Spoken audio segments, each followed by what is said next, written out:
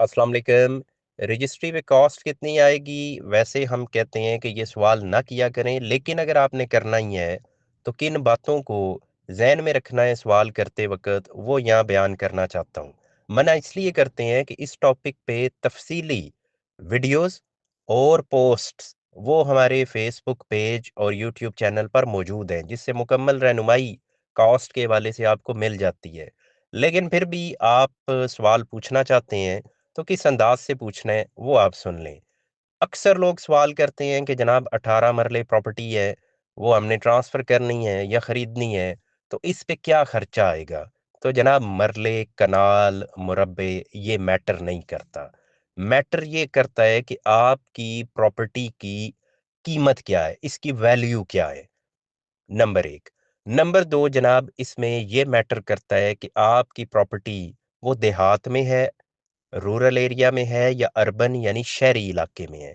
शहरी में है तो स्टैंप ड्यूटी 1% है, देहाती में है तो स्टैंप ड्यूटी 3% है। ये इसलिए जानना ज़रूरी होता है। नंबर 3, डीसी वैल्यूएशन क्या है? आप प्रॉपर्टी ले कितने की रहे हैं वो अपनी जगह पे, लेकिन उसकी डीसी वैल्यू क्या है वो आपने रेट लिस्ट के मुताबिक लाजमी पहले चेक करनी है। मुमकिन है डील आपकी हो रही है 40 लाख की, डीसी वैल्यू हो सकता है उधर 70 लाख हो, तो टैक्स तो आपने 70 लाख पे देना है। इसी तरह डील आपकी हो रही है 40 लाख की, डीसी वैल्यू हो सकता है 20 लाख हो, तो आपके पास गुंजाइश आ जाती है कि आप 20 लाख लिख लें। लिखना आपको असूली तौर पे 40 ही चाहिए। मैं तो हर एक को यही कहता हूँ कि ओरिजिनल प्राइस लिखें। बेशक डीसी वैल्यू कम हो, आप फिर भी ओरिजिनल लिखें। लेकिन लोग टैक्स बचाना चाहते हैं तो आप कम लिखते हैं, तो वो गुंजाइश आपके पास बिल्कुल इस सूरत में निकल आती है। इसलिए डीसी वैल्यूएशन वो चेक करना, वो सवाल में बयान करना वो ज़रूरी होता है। फिर एक इंतहाई अहम नुक्ता कि आप प्रॉपर्टी ट्रांसफर कैसे करनी है? गिफ्ट की जा रही है प्रॉपर्टी या ये सेल हो रही है प्रॉपर्टी?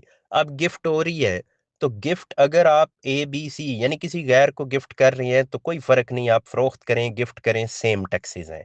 लेकिन गिफ्ट अगर हो रही है प्रॉपर्टी वारस को, तो इसमें अब बहुत फर्क आ जाता है देहात में और शहरी इलाके में। शहरी इलाके में है तो 2% आप पे स्टैंप ड्यूटी लगेगी, सॉरी यानी टोटल 2% आप पे कॉस्ट आएगी। इसमें थोड़े से दीगर एक्सपेंसेस होते हैं, पलरा फीस वगैरह, लेकिन वो नॉमिनल से होते हैं, 5,000 समझ लें टोटल दीगर एक्सपेंसेस हैं, इसलिए उनको यहाँ नहीं डिस्कस कर रहा, मैं परसेंटेज को बयान कर रहा हूँ। तो अगर शहरी इलाके में है तो 2% आपकी ये कॉस्ट बनेगी हिब्बा की सूरत में। हिब्बा वो भी जायज़ वारसान में से किसी को किया जा रहा है, बेटे बेटी बीवी माँ बाप को। लेकिन अगर आप की प्रॉपर्टी है देहात में और आप गिफ्ट कर रहे हैं, अब यहाँ भी थोड़े से फ़र्क को समझ लें। देहाती प्रॉपर्टी हो, ज़रई प्रॉपर्टी हो और 2 कनाल से ज़्यादा हो, तो ऐसी सूरत में आप बेटे बेटी को गिफ्ट कर रहे हैं, तमलीक कर रहे हैं, तो आपका टोटल खर्च, इसमें अब कोई 1% 2% 3% वाली बात नहीं है। आपका टोटल खर्च आएगा 5,000 रुपये, दैट्स इट। इसके अलावा आपका सरकारी खर्च नहीं है, बाकी गैर सरकारी होंगे जो भी होंगे। और अगर आप बहन भाई को लाइक से प्रॉपर्टी दे रहे हैं या सकनी प्रॉपर्टी है वो आप गिफ्ट कर रहे हैं, वारसान में से ही किसी को कर रहे हैं यानी बेटे बेटी को कर रहे हैं, लेकिन वो जो जायदाद है वो ज़रा ही नहीं है, तो ऐसी सूरत में आपका जो शहर में खर्चा है वो 2% था, देहात में खर्चा है 4%। अब इस फ़र्क को उम्मीद है आप समझ गए होंगे कि देहात में वैसे ट्रांसफ़र फ्री है अगर एग्रीकल्चरल लैंड है, यानी 5,000 खर्चा है। लेकिन अगर सकनी प्रॉपर्टी है, घर वगैरह है, वो आप बेटे को दे रहे हैं, तो इस सूरत में आपका खर्चा है 4%। फिर इसी तरीके से जो अहम पॉइंट है, वो आपका फाइलर स्टेटस आ जाता है। फाइलर हैं तो कम खर्च है, लेट फाइलर हैं यानी अभी फाइलर बन गए हैं रजिस्ट्री करवाने के लिए तो ज़्यादा खर्च है, और अगर नॉन फाइलर हैं तो फिर आप पे फुल एफपीआर के टैक्सेस अप्लाई होंगे। इसी तरीके से कंस्ट्रक्टेड प्रॉपर्टी है, अगर तामीरात हैं, तो फिर आप ये ज़हन में रखें कि कवर्ड एरिया की कीमत भी आपने उसमें शामिल करनी है। अक्सर लोग ये करते हैं, मकान बनाए प्लॉट की रजिस्ट्री करवा देते हैं। गलत है, इलीगल है ऐसा करना। मैं कभी भी इस बात को अप्रिशिएट नहीं करता। एक तो कवर्ड एरिया की कीमत आपने ऐड करनी है जमीन की कीमत के साथ, तो आपकी टोटल वैल्यू निकलेगी। और कवर्ड एरिया का चार्ज क्या लगता है, उसकी कॉस्ट क्या है, तो वो भी डीसी वैल्यूएशन टेबल में दर्ज होती है कि आपके एरिया में कवर्ड एरिया की कॉस्ट क्या है। फिर जनाब इसमें एक अहम नुक्ता ये भी आ जाता है कि आपका मैप अप्रूव्ड है या नहीं अप्रूव्ड। मैप अगर अप्रूव नहीं है, बिल्डिंग मैप की बात हो रही है, वो अप्रूव्ड नहीं है, तो ऐसी सूरत में लैंड की वैल्यू का, मसलन ज़मीन की कीमत है 20 लाख, तामीरात हैं ऊपर 40 लाख की, तो वो जो 20 लाख कीमत है उसका 2% वो बन जाता है 40,000 रुपया।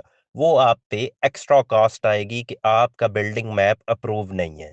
अगर बिल्डिंग मैप अप्रूव है तो ये कॉस्ट आपको पे नहीं करनी पड़ेगी। तो ये जनाब वो तमाम फैक्टर्स हैं जो आपने जहन में रखने होते हैं। मैं क्विकली इनको दोबारा से यानी बयान कर देता हूँ। अर्बन प्रॉपर्टी है या रूरल प्रॉपर्टी है, इसका डीसी रेट क्या है, आप हिब्बा कर रहे हैं, हिब्बा कर रहे हैं तो वारिस को कर रहे हैं, गैर वारिस को कर रहे हैं। देहात में भी है तो हिब्बा प्रॉपर्टी एग्रीकल्चरल प्रॉपर्टी हो रही है या कोई सकनी प्रॉपर्टी हो रही है, तो उनके मुताबिक टैक्सेस में फ़र्क आ जाता है। फिर आप के ऊपर अगर एफबीआर के टैक्सेस लग रहे हैं, चाहे हिब्बा हो रहा है या वो प्रॉपर्टी बै हो रही है यानी फ़रोख्त हो रही है, तो अगर एफबीआर के टैक्सेस लग रहे हैं तो फिर आपका एफबीआर का स्टेटस क्या है, फाइलर है, लेट फाइलर है, नॉन फाइलर है। फिर कंस्ट्रक्टेड प्रॉपर्टी है और उसका जो मैप है वो अप्रूव है या नहीं। ये तमाम पॉइंट्स आपने जहन में रखने होते हैं, तब आपका सवाल कंप्लीट होता है। अगर सवाल आपने करना भी हो, जो मैंने कहा आप ना करें, उसकी वजह यह है कि तफसील के साथ ये बातें चैनल पे मौजूद हैं।